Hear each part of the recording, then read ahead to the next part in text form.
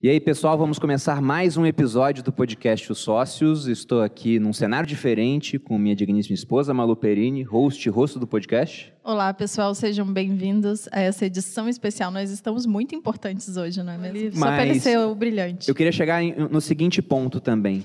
Na fazenda, teve uma hora que os bichos, trabalhando, eles tiveram a impressão de que trabalhavam mais do que na época do Sr. Jones. E não só trabalhavam mais, como comiam menos.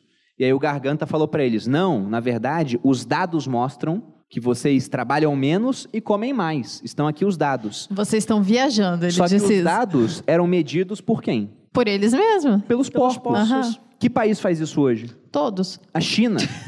Todos não. Onde há imprensa livre, você tem questionamento dos dados. Se o governo aqui no Brasil solta um dado que é totalmente infundado, a imprensa vai questionar. Lógico, é o dever da imprensa. Na China, só quem pode transmitir dados sobre o governo é o próprio governo. E se só o governo pode transmitir dados, os dados tendem a ser usados em prol do governo. Então ele mostra aqui a importância de uma imprensa livre. Se você não tem imprensa livre, você tem regulação sobre a imprensa, ou regulação hoje sobre aquilo que é a nova imprensa, que são as redes sociais, as pessoas correndo atrás por elas mesmas e divulgando, o que acontece é que fica mais fácil estabelecer um governo que está adulterando a história, o que eles fazem o tempo inteiro. Fica bem claro assim, a importância que Garganta tem ali para sustentar Napoleão, porque ele, além da oratória muito boa, então ele consegue facilmente convencer os bichos, ele apresenta dados que eles elaboraram, e os bichos, como eles têm uma memória muito ruim, né, e um fraco poder ali de questionar aquilo, eles acreditam.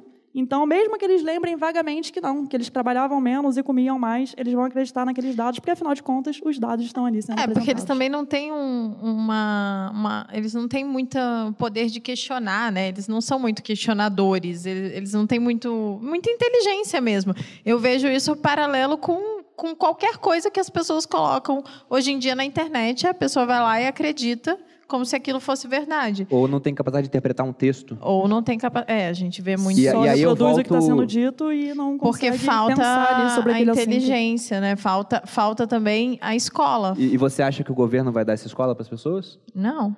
Se a educação é dada em prol do Estado, ela tende a ser usada em prol dos objetivos do Estado. Isso é retratado no livro. E o Estado são os políticos. No começo da Revolução, eles faziam um esforço para que os animais começassem aprendessem a ler. E no final não existia mais esse esforço. Não tinha mais nenhum interesse. Seria ruim para eles não tinha mais nenhum interesse. Que os bichos soubessem ler. Afinal, eles iam questionar. Mas não está escrito isso ali. Teve um podcast que a gente gravou que foi sobre aquela série do Netflix, Como se Tornar um Tirano. Que também ficou muito bom. O título do nosso podcast ficou Como se Tornar um Ditador no final. Vocês podem procurar o episódio aqui ouvindo. E me chamou muito a atenção um dos tiranos analisados, que era o Gaddafi, Muammar Gaddafi, pelo seguinte: ele governava a Líbia e ele mudou o sistema de educação. A educação era baseada num livro que ele escreveu, o Green Book. Era o livro dele. E, além disso, os estudantes não podiam aprender línguas estrangeiras, porque aprender línguas estrangeiras é mais fácil de fugir. Eles não aprendiam geografia fora da Líbia, porque para que saber geografia de fora? Porque também fica mais fácil de você fugir. E eles não aprendiam história anterior ao regime, porque para que se recordar de dias tão tristes? E aí você não tem comparação entre o que era antes e o que veio depois. E aí você vê como esse domínio do sistema educacional é importantíssimo. Se vocês perguntarem para mim, Bruno, nos próximos 30 anos, qual dos regimes de governo totalitários que nós temos hoje você acha que irão continuar assim, seguramente? Entre China e Coreia do Norte, por exemplo. Eu acho que a Coreia do Norte. Mas a China é muito mais forte economicamente. Porque lá não tem internet, né? Exato. Só que a China, ela é aberta, entre aspas, assim, né? Você tem uma série de limitações, mas as pessoas têm acesso à internet, podem viajar para fora da China, elas veem o que está acontecendo fora, voltam para lá, discutem entre eles, ainda têm acesso a redes sociais. Na Coreia do Norte não tem nada. Não tem nada. As pessoas não têm acesso a nenhuma informação de fora. É como se elas vivessem nos anos 80, dizem, né? A série Round 6... que foi sucesso há pouco tempo aqui no Brasil, né? O nome fora do Brasil é Squid Game. Ela é uma série feita pela Coreia do Sul. E teve gente contrabandeando a série para a Coreia do Norte. E apesar de muitas pessoas falarem que era uma crítica ao capitalismo, sabe qual foi a pena dada ao contrabandista que levou a série para a Coreia do Norte? A morte, né? A morte. Qual foi a pena dada ao estudante que pegou a série, que comprou? Morte. Prisão perpétua. Prisão perpétua. Não sejamos tão radicais. São humanistas, boludinha. Eles são humanistas. Qual foi a pena dada? Eles prendem perpétua e depois ninguém sabe. Provavelmente mata Esse também. foi o que comprou. E os outros que só assistiram? 5 anos de trabalhos forçados. Aí o pessoal foi mais light. Tranquilo. Mas como eles são muito fechados, é mais fácil se perpetuar essa estrutura de poder. Quando é aberto, aí é mais fácil que esse tipo de coisa acabe, porque a informação circulando entre as pessoas pode levar ao fim do regime. No livro, isso não acontece. Mas o que acontece no filme de 1954 que nós vimos? O que acontece no final? Você estava dormindo já nessa hora? Não estava. Não estava dormindo, mas eu não sei o que você quer que eu fale, então eu estou confusa. Não. No final do desenho, do filme que a gente viu que é em desenho, o que acontece é que os animais, eles derrubam eles a casa. tomam... É porque eles são... É mais romantizado, né, o filme. Então, primeiro derrubaram o primeiro ditador. Aí foram lá, os porcos se tornaram ditadores. Aí é como se, no final, os bichos derrubassem os porcos. E até no desenho... final feliz, né? No desenho, quem lidera esse movimento, e aí está totalmente fora do personagem, é o Benjamin. Sim. Que não faria isso aqui no livro. Ele simplesmente não está nem aí, só sabe que a vida vai ser ruim e vai continuar ruim no final das contas. Tem um ponto interessante sobre não lembrar de como era antes da Revolução no próprio livro, né? Porque quando tem um discurso lá de Major, que ele fala que teve um sonho, ele ensina para os bichos a canção Bichos da Inglaterra, né? E a todo momento eles cantavam isso, inclusive quando tinha a vitória. Então teve lá a tomada da granja, eles cantavam para comemorar. Se reuniam aos domingos, eles cantavam para comemorar. E a todo momento eles cantavam isso. Até que Napoleão, de um dia para a noite, falou que estava proibido cantar a canção Bichos da Inglaterra. E aí os bichos questionaram, por quê? E quem teve a missão de explicar ali foi Garganta. E aí Garganta falou que não existia mais por que cantar aquela canção, porque isso era para a Revolução, e a Revolução já tinha acontecido. Então agora eles já estavam no cenário que era o que eles almejavam no início. Então não havia mais motivo para entoar a canção Bichos da Inglaterra. Porque a canção era também revolucionária, né? Então, se eles continuassem, vai que alguém pensasse, putz, isso também pode ir contra a Napoleão, né? Sobre os mandamentos, que você queria saber como é que ficaram. Como ficaram? Depois da série de modificações que nós tivemos, então, a Revolução devorando seus próprios filhos, ficando cada vez mais tirânica. Eu vou ler novamente os 7 mandamentos iniciais e o que eles se tornaram. Inicialmente, o animalismo era 1. Qualquer coisa que ande sobre 2 pernas é inimigo. 2. Qualquer coisa que ande sobre 4 pernas ou tenha asas é amigo. 3. Nenhum animal usará roupas. 4. Nenhum animal dormirá em camas. 5. Nenhum animal beberá álcool. 6. Nenhum animal matará outro animal. E 7. Todos os animais são iguais. Depois, o que se tornou? Nenhum animal dormirá em camas foi acrescentado com lençóis. Com lençóis. Porque, afinal, como todos sabem, os lençóis são instrumento da opressão. As camas não. As camas são igual palha. Não muda nada. Mesma coisa. 4 pernas bom, 2 ruim. O que virou? 4 pernas bom, 2 melhor. 2 melhor. Porque os porcos estavam andando sobre 2 pernas. E o Garganta perdeu 1 semana ensinando as ovelhas que eram burras demais a mudar o ditado. Ficou 1 semana lá, o ditado agora é outro, o ditado agora é outro, né? Até que elas conseguiram bradar isso. E quando os porcos andaram pela primeira vez em 2 pernas, os animais se assustaram. Mas as ovelhas começaram. 4 pernas bom, 2 melhor. Isso porque pareciam humanos, né? Eles se assustaram. Já estavam vestidos, sim. Nenhum animal beberá álcool em excesso. Porque o Napoleão era chegado num trago ali, né? Nenhum animal matará outro animal sem motivo. Sem motivo. Né? Tendo motivo ali, os contra-revolucionários devem morrer. Tem socialista aqui no Brasil que fala isso. Eu sou contra a pena de morte, exceto quando eu sou a favor, no caso da Revolução. Os caras falam basicamente isso. Eu vi isso, eu já vi um vídeo desse. E o meu favorito, todos os animais são iguais, mas alguns são mais iguais que outros. Ai, que horror, que deixa gente. bem claro ali a utilização do poder, né? De acordo com o que o líder deseja. Aqui então, no isso Brasil, ficou bem claro no Brasil final, nós temos isso. quando ele já tinha os filhos, né? Que os filhos ficavam separados.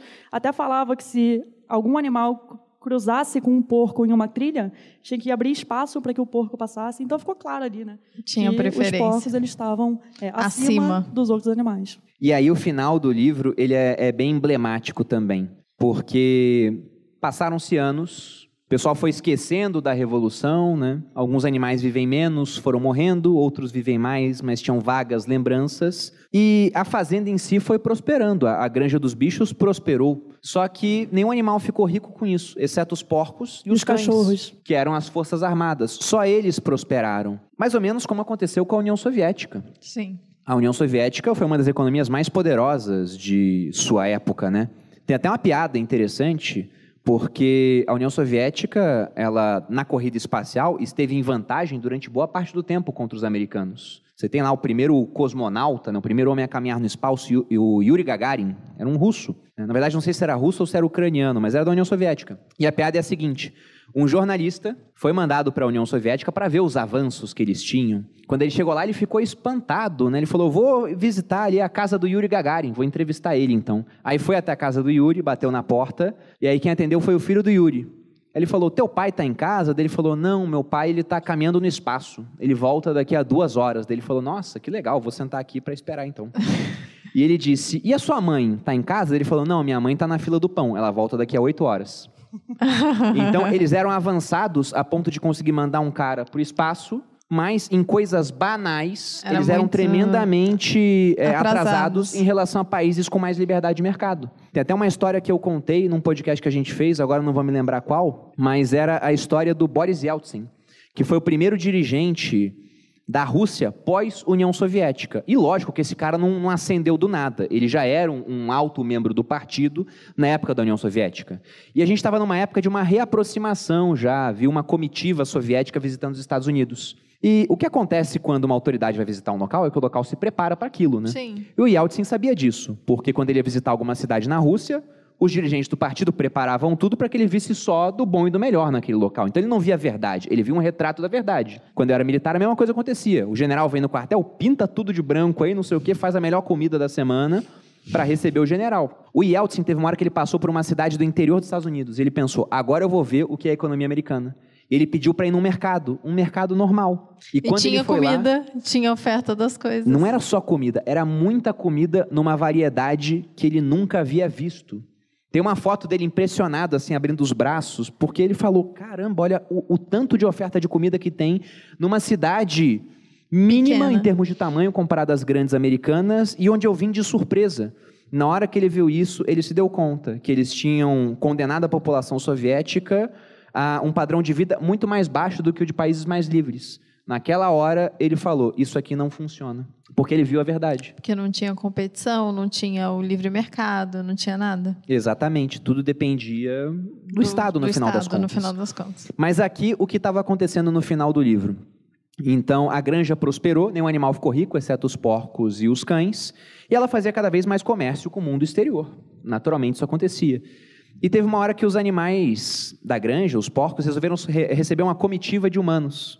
Aí os humanos vieram para ver como é que era a fazenda. Ficaram espantados que, na verdade, os animais estavam trabalhando mais e comendo menos do que o das outras granjas, que não estavam ali, né, entre aspas, livres, dominados ali por animais. E até colocaram a ideia ali de que ia implementar isso nas outras granjas. Sim. Porque onde os animais estavam livres, teoricamente, eles estavam trabalhando mais e comendo menos, né, por que não implementar isso nas outras granjas? E aí, nesse momento, não tinha mais distinção entre os porcos e os humanos. Os porcos, eles estavam ali exatamente no mesmo ponto de quando iniciou lá a Revolução, quando o Sr. Jones ainda estava ali em poder da granja. Então, eles faziam exatamente a mesma coisa que acontecia antes, se não pior. Porque os animais estavam comendo menos e trabalhando mais. Segundo os humanos que foram lá... Era pior. Até pior, né? Teve um discurso do Sr. Pilkington que ele começa a falar, e é muito bom, esse trecho é longo, né? Eu não vou Amor, não vai ler o negócio todo. Mas ele fala que é motivo de grande satisfação para ele, e tinha certeza que falava por todos os demais, sentir que o longo período de desconfiança e desentendimento chegara ao fim. Tempo houvera, não que ele ou qualquer dos presentes tivesse pensado dessa maneira, mas tempo houvera em que os respeitáveis proprietários da granja dos bichos haviam sido olhados, não diria com hostilidade, mas com uma certa apreensão por seus vizinhos humanos. Ocorreram incidentes desagradáveis e ideias errôneas haviam circulado. Parecera a muitos que a existência de uma granja pertencente a animais e por eles administrada era coisa um tanto fora do comum e poderia vir a causar transtornos à vizinhança. Muitos granjeiros, sem as verificações devidas, Chega, amor. pensaram que haveria um espírito de licenciosidade e indisciplina, mas não podiam estar mais enganados, porque os animais da granja não só trabalhavam mais, como ainda comiam menos, e várias inovações que eles viram na granja, eles queriam implementar nas granjas deles depois. Ou seja, fuderam tudo, os bichinhos iam trabalhar mais ainda, iam ser explorados.